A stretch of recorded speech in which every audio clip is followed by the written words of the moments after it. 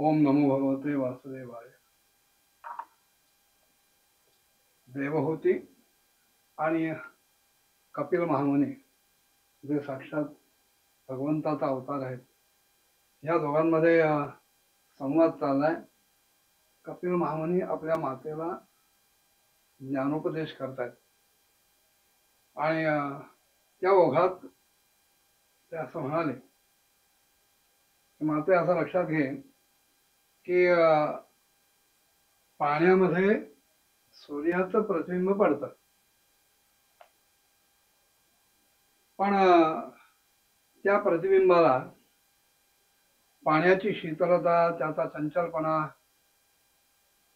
इत्यादी कुठल्याही गुणांचा संपर्क होत नाही।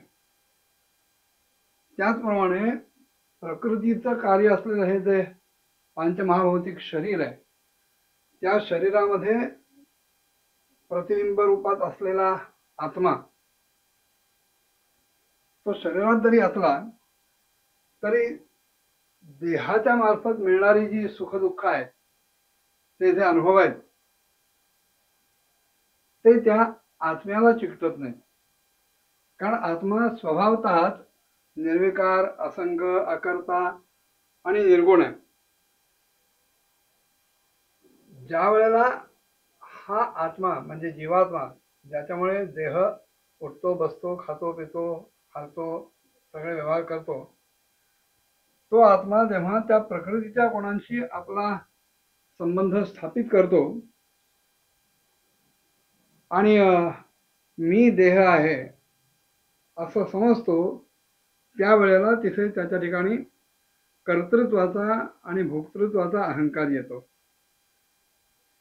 आणि ह्या अभिमानामुळेच, या अहंकारामुळेच देहाशी जडलेल्या संसर्गातून पाप पुण्यरूप जी काही कर्म केली जातात, त्याच्या दोषांमुळे हा आत्मा आपलं स्वातंत्र्य गमावून बसतो, आपल्या ठिकाणची शांती गमावून बसतो। आणि त्याचप्रमाणे जी काही कर्म केलेली असतील, पापकर्म, पुण्यकर्म, त्यांच्यामुळं उत्तम, मध्यम आणि नीच अशा योनींमध्ये भटकत राहतो आणि ह्या संसार चक्रामध्ये तो भरकटत राहतो। आपण म्हणाले स्वप्न पाहतो, आपल्याला स्वप्न पडतात। वास्तविक स्वप्नात दिसणाऱ्या कोणत्याही गोष्टीचा आपल्याशी वास्तवात संबंध काही नसतो, पण तरी सुद्धा स्वप्नातल्या गोष्टी बघून आपण त्याच्याशी एकरूप झाल्यामुळं तिथे आपल्याला भय, शोक, हर्ष, मोह इत्यादी विकार त्या जीवाला जडतात। आणि स्वप्नातल्या त्या पदार्थांबद्दल, वस्तूंबद्दल, घटनांबद्दल आस्था असल्यामुळं माणसाला नाना प्रकारचे विकार सहन करावे लागतात, दुःख सहन करावं लागतं, हर्ष, शोक सहन करावे लागतात, भीती सहन करावी लागते। हे जसं, त्याप्रमाणेच भय, शोक, मी, माझं आणि जन्म, मरण इत्यादी कुठल्याही प्रकारे संसाराची सत्ता नसून सुद्धा जीवाला अज्ञानानं, अविद्येनं विषयांचं चिंतन करत राहत ह्या संसार चक्रापासून कधीही निवृत्ती मिळत नाही, त्याच्यापासून तो कधी सुटू शकत नाही। आणि म्हणून जो विचारी आहे, विवेकी आहे, बुद्धिमान आहे, त्याने एकच योग्य अशी गोष्ट करायला पाहिजे, आणि ती म्हणजे हा जो असन मार्ग आहे, विषयांचं चिंतन करणं, हा जो अज्ञानी लोकांचा मार्ग आहे, त्याच्यात न फसता आपल्या चित्ताला तीव्र अशा भक्तियोगानं आणि कडकडीत वैराग्याच्या द्वारे हळूहळू स्वाधीन करायला पाहिजे। मग त्याच्यासाठी काही यमादी योग साधना आहेत, यम, नियम, आसन, प्राणायाम, प्रत्याहार, धारणा, ध्यान, समाधी वगैरे वगैरे। हे करताना सुद्धा चित्त सदैव आणि वरचेवर एकाग्र करत राहिलं पाहिजे. त्या प्रत्येक अंगाबद्दल योगमार्गातल्या चित्तामध्ये दृढ अशी श्रद्धा पाहिजे. त्या प्रत्येक अंगाबद्दल सत्य भावना ठेवली पाहिजे.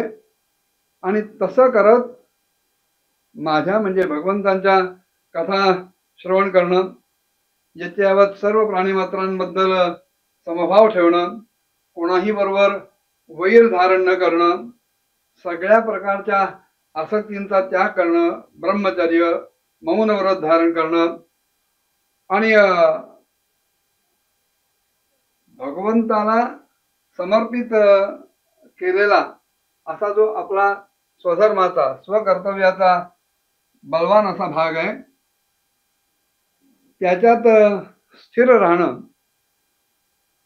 असं जर झालं तर मग तो जीव प्रारब्धानुसार यदृच्छेनं जे काही मिळेल त्याच्यात तो संतुष्ट राहील, समाधानी राहील.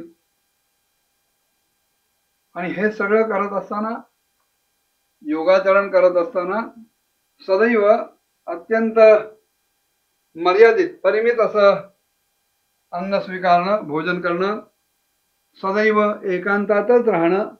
आणि एकांतात राहणं याचा अर्थ तो जो एक आहे परब्रह्म परमात्मा, त्याचा आपल्या चित्तामध्ये निश्चय करणं, केवळ त्याचाच विचार करणं. आणि तद व्यतिरिक्त आजूबाजूला घडणाऱ्या ज्या काही घटना असतील, समोर येणारे जे विषय असतील, पदार्थ असतील, व्यक्ती असतील, त्यांच्यामध्ये कुठल्याही प्रकारे आसक्त न होणं. आपण आपला स्वभाव शांत ठेवणं, कुठल्याही प्रकारच्या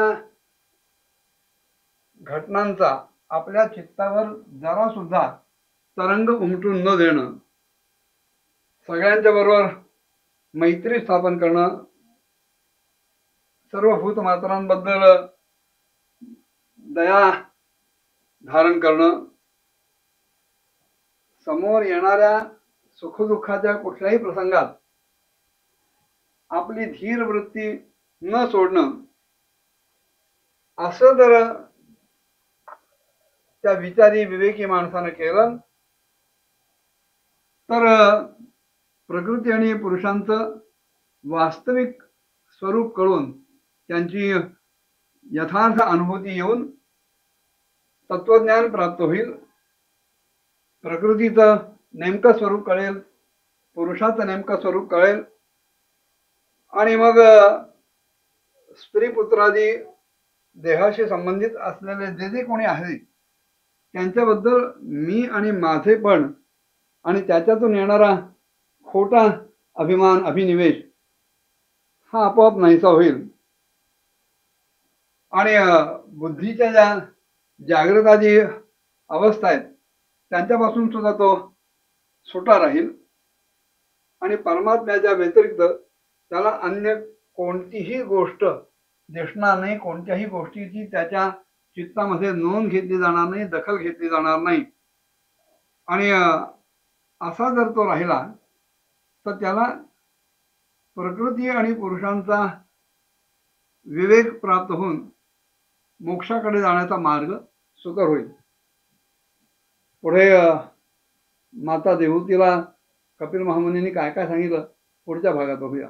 ओम नमो भगवते वासुदेवाय.